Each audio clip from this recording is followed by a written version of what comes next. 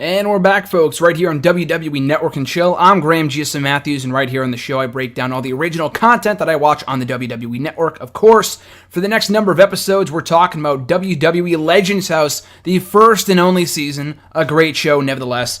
And this episode, episode 6 of season 1, is entitled LARPing, but it's spelled L-A-A-R-P-I-N-G. You know, like A-A-R-P. It's kind of a pun of the old guys theme of the show. You get it. It's funny. Whatever idiot came up with that, 2 thumbs up. But anyway, so I like this episode a lot. LARPing, for those unfamiliar, it is, I think I forgot to write it down here, but it is large something role-playing. I forgot what exactly it stood for. I think I might have wrote it down here, but I forgot. But yeah, basically role-playing is what this is. So we find that out pretty quickly. At the start of the episode, before we get into all that, Jimmy Hart throws out all the southern food from the previous episode, which stunk up the whole entire fucking house, tosses it all out, which is pretty funny.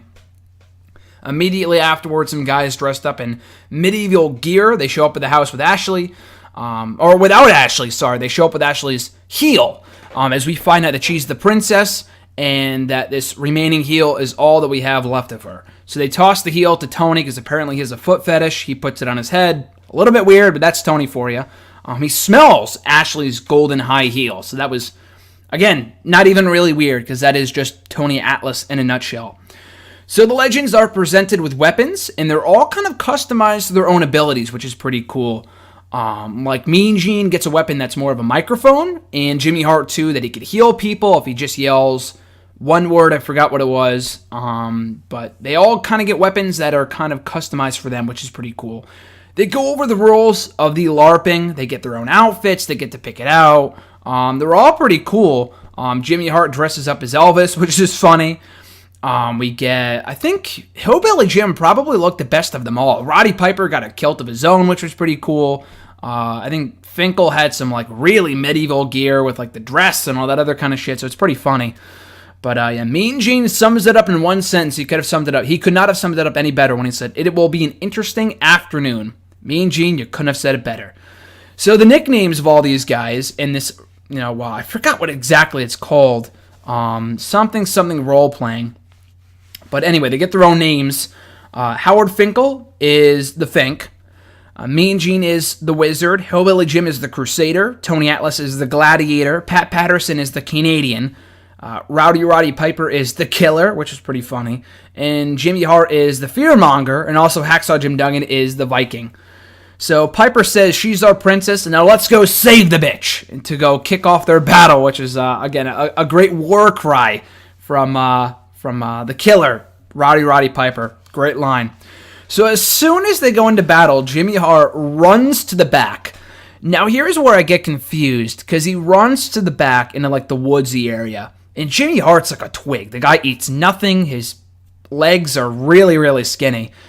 So from the story that he tells later on, he says that he jumped into the woods area, which is true. But he said he fell down and cut his leg. Now, we do not see that on screen, but we see it later, and it's pretty banged up. It's pretty red. Look, it looks like a really injured knee.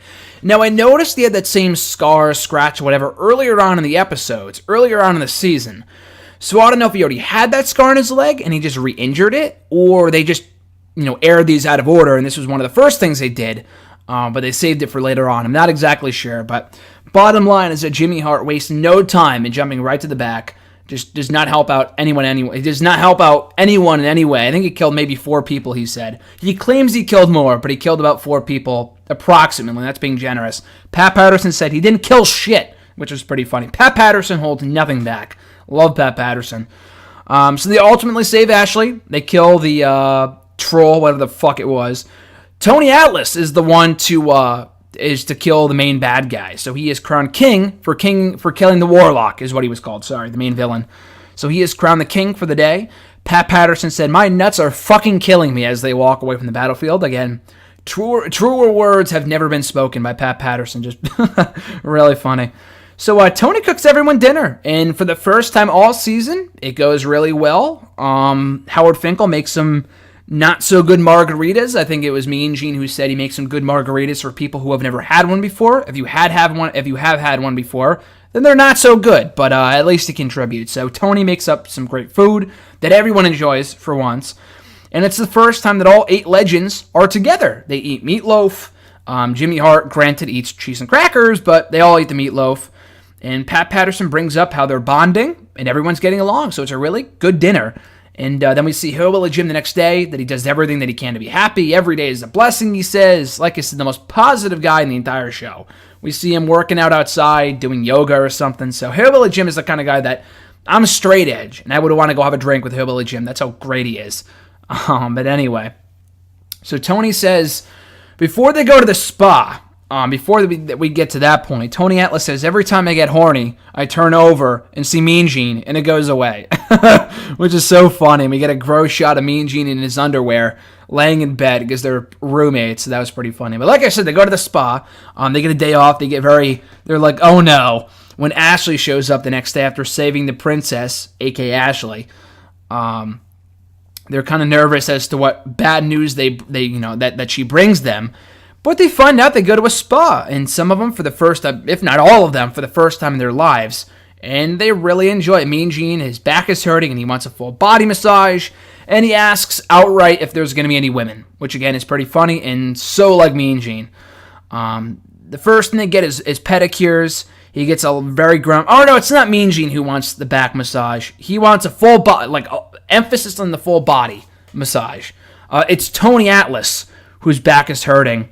And he gets grumpy because it's not the first thing that he gets. Mean Gene and Jimmy Hart get pedicures to kick it off. Mean Gene apparently has one-liners for all the women, which is very much like Mean Gene and very funny in that respect. But Tony gets very grumpy that he does not get his back massage. Ultimately, he gets it, and he's very happy. And Piper's with Patterson, and he throws out the line, of course, knowing what it means. And he says, now I'm getting cream on my face with Pat at the spa, which is, again, very funny for reasons you'll find out later on in the show. So, yeah, they go to an outside cafe afterwards. Hillbilly Jim says it was a great day, and it certainly was. So a great 2-day adventure from the legends, from the LARPing to the spa to the outside cafe. They're all really starting to show some great camaraderie. Camaraderie. Oh, fuck, I can't even say that much. Anyway, you know what I'm trying to say. So that is episode 6 of season 1 of Legends House, as seen right here on the WWE Network. The next episode will be covering episode 7, so check back for that in the next edition of WWE Network and Chill. Until then, guys, you can catch me on the Twitter machine and follow me there at WrestleRant. Find me on Facebook at facebook.com/Graham.Matthews, and also right here on YouTube by liking, commenting, sharing, and subscribing. So until next time, guys, I'm Graham Matthews, and I'll catch you folks down the road.